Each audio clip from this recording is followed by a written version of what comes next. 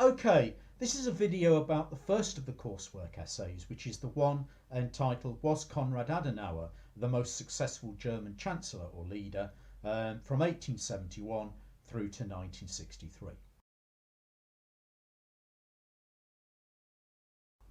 Now, the point to make first is we'll go with the word leader for now, because we're thinking of changing the question from Chancellor to leader because it makes more sense. So let's just go with the word leader for the moment.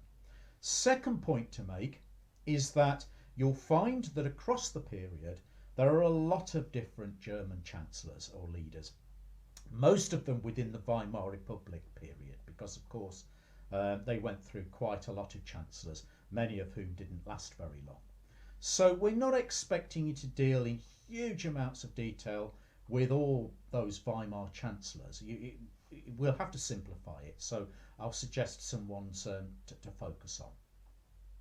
But anyway, like any essay, this one will begin with an introduction and end with a conclusion. It has to have an introduction at the start and a conclusion at the end. So the first thing to think about is what you might put in the introduction. Purpose of an introduction in any essay is to set out your line of argument and to give some sense that you understand the topic and the different ways of seeing it. But you must answer the question at the beginning, and then the purpose of the rest of the essay is to prove why you think that's the case. But you must give an answer at the beginning. Don't do this thing where you try and put it off. So you say, in this essay I will look at all the different chancellors. In this essay I'll decide whether Konrad Adenauer was the most important and successful. That's not what we want. What we want is a clear answer in the introduction. So it will maybe say that lots of these different chancellors had some successes here, there, but overall the most successful one was whoever, and give a reason or two why, briefly. That's all you have to do. But we need to know by the end of that introduction which one you think was the most successful. Now, the next thing to say is there's no right and wrong answer that we're looking for. You could argue whoever you think is the most successful German leader or chancellor, as long as you can prove it with an argument, with some evidence. But you won't be marked down if you say it's that one rather than that one, unless your argument is unconvincing or ridiculous. So we're looking at the quality of your argument rather than for a set answer. Now, if I was doing it personally, I would say that Konrad Adenauer probably was the most successful leader across the period. So for the sake of this video, that's what I'm going to argue. I have come to a decision. That's my opinion. And that's basically what we're asking you to do before you write the introduction. So my introduction would say, yes, it's arguably the case that a lot of different leaders had different successes with some policies. So, for example, Bismarck had some success with the economy and creating an industrial revolution at the beginning, and arguably Gustav Stresemann had some success in the 1920s. But overall, I think that Konrad Adenauer was the most successful leader because, and then I would give a reason. So my reason may well be because of the sheer success of the economic miracle of the 1950s and the economic growth, and how he enabled Germany West Germany to recover from the Second World War economically, and maybe go into a bit more detail. But that would be my answer, my argument, and I would show that at the beginning of the essay. Now, how do you do the middle bit of the essay then, the main part? Well, what you're looking for is a series of themes. Themes through which you can judge the success of different leaders. On the emails that we've been sending out, we've been suggesting some possible themes. You probably need about 4 of them, I'd suggest. So ones that immediately spring to my mind as possibilities are things like how successfully does the leader establish a stable government or a stable political system? How successfully does the leader deal with opposition? during his time in office, or the regime that he's in charge of. How do they deal with their opponents? Is that successful? A third one, and a really important one, is the economy. How successful is this leader with in improving and growing the German economy? Another one, a fourth theme, might be social policy. How successful are they with society, with social policies? Social policies can include things like women and the family, youth and education, religion, handling the churches, creating stability in society between the different social classes. You might even throw in a bit on culture and the arts into that theme. But there are four possible themes.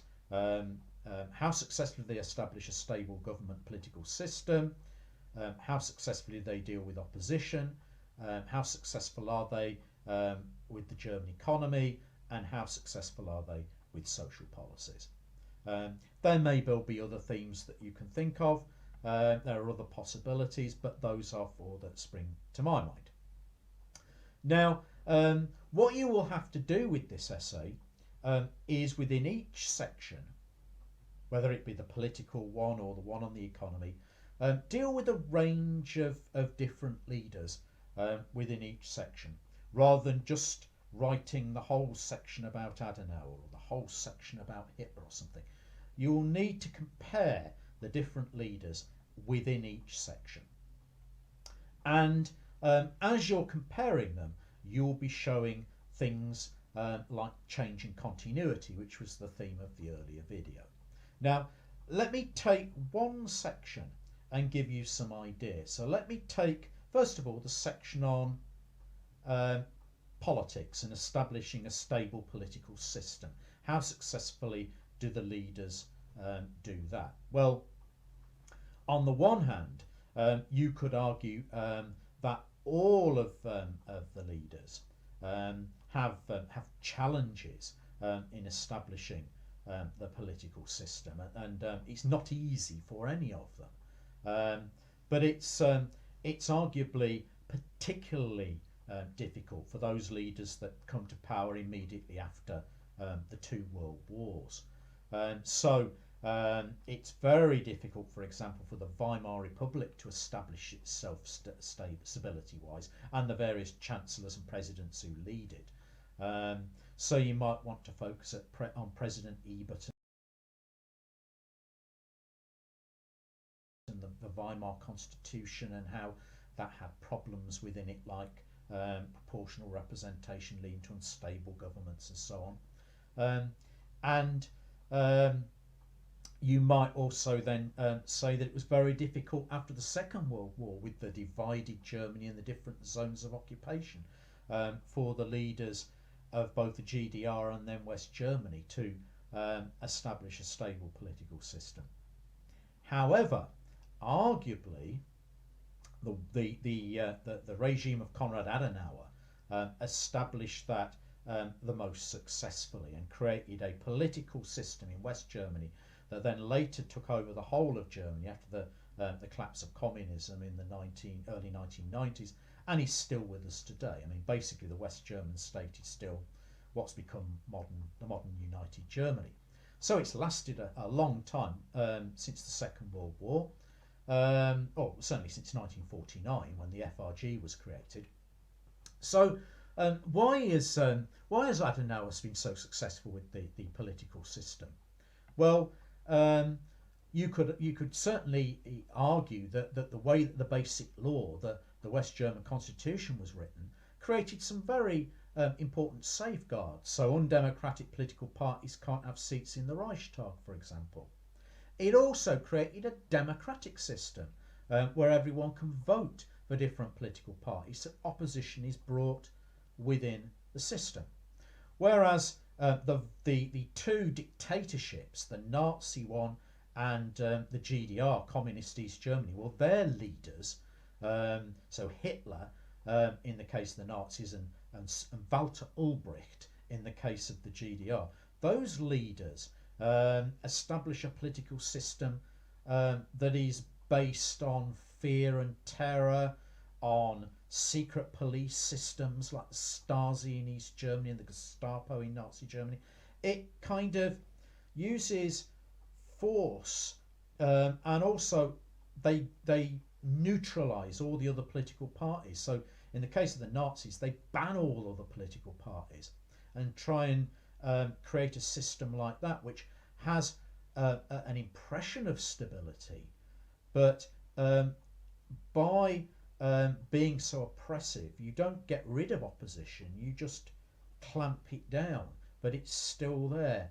Whereas West Germany's system is arguably more stable, because it's less likely to be overthrown or collapsed due to unpopularity, because people have the right to vote. The Weimar Republic, of course, its political system was clearly less successfully established than that of Adenauer, because it collapsed in 1933 due to the Depression, and it went through umpteen different coalition governments, changing all the time. Partly that's because they didn't have the checks and balances that the West German constitution had. It let all kinds of extremists into the Reichstag, and also the economic problems it was dealing with were greater after the First World War.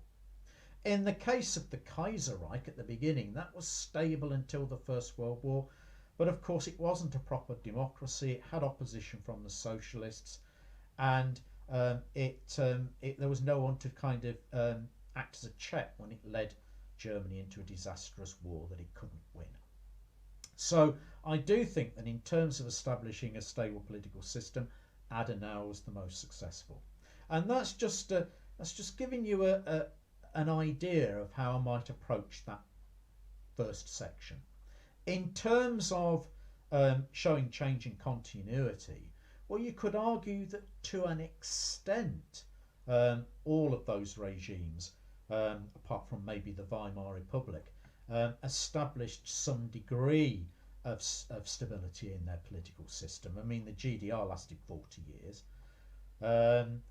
but that stability varied when you dig beneath the surface. So it wasn't the change was that the two dictatorships appeared to be stable, but they were so oppressive. They had lots of opposition. It was just hammered down by fear and terror. But the moment that things start to go wrong, so Hitler starts to lose the war, for example, you get plots to try and assassinate him. The moment that Russia withdrew its support for the Eastern Bloc, although this is after your dates in the question, the GDR collapsed. So arguably regimes are much more successfully established where they're not just based on fear and terror. But that last bit is just kind of me showing how you would kind of interweave some change in continuity into the section. I mean, with the section on the economy, which you would look at, how successfully did these leaders deal with the economy? Well, of course, Konrad Adenauer has the great, the economic miracle in the 1950s with huge levels of economic growth. Now, of course, a continuity is that you could argue that Bismarck at the beginning and the Kaiser were presiding over, rapid industrial growth.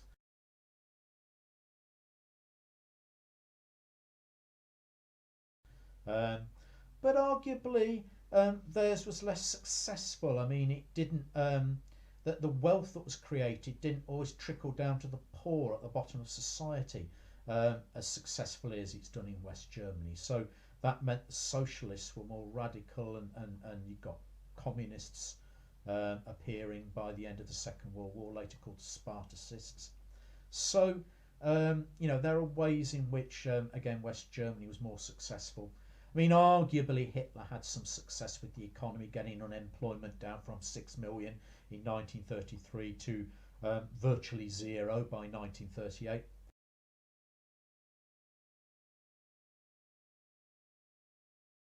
The problem was his jobs were all based, mostly based after 1936 on rearmament, which makes, of course, a war more likely, which, of course, they went into and lost. So, there's massive problems with the German economic recovery under the Nazis, whereas Adenauer's economic recovery was not just based on, well, was hardly at all based on rearmament or anything like that. And so you don't have to kind of have a war at the end of it. So you're comparing the different regimes in that kind of way. I mean, with the economy, for example, you could argue that the Weimar Republic did have some success in the mid-20s under Stresemann, but then it all went wrong again at the end with the Great Depression that started in 1929, whereas West Germany didn't have that kind of problem. And you could argue that as a leader, Adenauer was more successful with the economy than Walter Ulbricht, the leader of West Germany, because East Germany,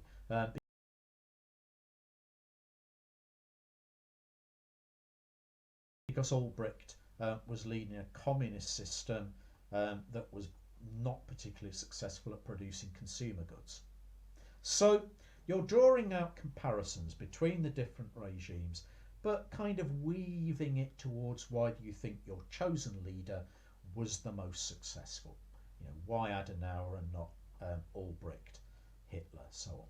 In terms of which leaders specifically to focus on, I'd say that, you know, key people to mention from the Kaiserreich, Chancellor Otto von Bismarck and Kaiser Wilhelm II. From the Weimar Republic, mention Gustav Stresemann, maybe President Ebert, maybe Chancellor Heinrich Brüning at the end, who failed to solve the problems of the Depression. So Ebert, Stresemann and Brüning are three good ones to choose for Weimar. Obviously Hitler for the Nazi period, Adenauer for West Germany, Walter Ulbricht for the GDR. If you want to mention more Weimar chancellors, do, but don't overcomplicate it. Be careful, you don't have to deal with every single one because there's a hell of a lot of them. There's about 10 of them at least. Focus on key figures. For your conclusion at the end of the essay, the conclusion simply sums up your overall argument. It will sound in some ways similar to the introduction. You're summing up and hammering home your overall judgment. So therefore, overall, across this period, it is the case that the leader that had the most success was Konrad Adenauer. The reason for this is this. Other leaders had some success, such as so and so and so and so, but overall were nowhere near as successful because of this reason, that reason, and the other. In other words, a sum up like that. And so just to go through the structure again, your structure would be introduction, setting out your line of argument, 4 sections. You can split them up into sub-paragraphs if you like, but think of them as sections. So maybe section on political stability, section on how they deal with opponents, section on the economy, section on social and cultural policy, conclusion. That's a way of approaching that particular essay.